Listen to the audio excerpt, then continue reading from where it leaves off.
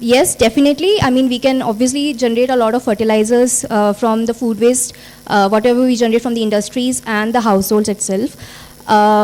But the main point here, which I would like to focus on, is the segregation which we have to really focus on while, like, before we implement any policies or invest anything in the manufacturing of fertilizers from the municipal solid waste. Because I think that is the main pain point why we are not really able to generate that much value from the waste itself. Either you talk about households or you talk about industries. We do not have segregation maintained at any level. I think 70% of the household waste still goes to landfill.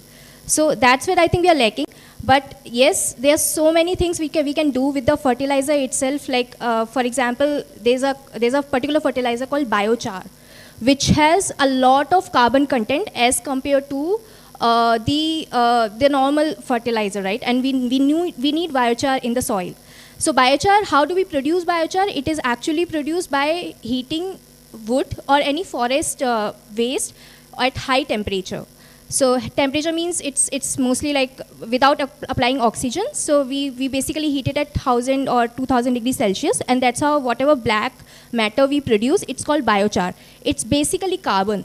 And when you apply it in soil, it's actually produce a lot more good results. And yeah, so that is one of the fertilizer I just wanted to point out that we can actually produce from the solid waste itself. And yes, there are, for example, I was reading about something which is right. We can improve the fertilizer quality, or make it more disease resistant for the plants itself by injecting particular fungus or by injecting particular bacteria. If we have the research for that. For example, there are certain species, if we include those species in the fertilizer process itself, like while we have the composting plants, and if we have the knowledge about it, that okay, this species, if we have this bacteria in the compost, and if we apply this compost with this bacteria, then this will actually solve the pesticide problem. This can actually become a pesticide itself.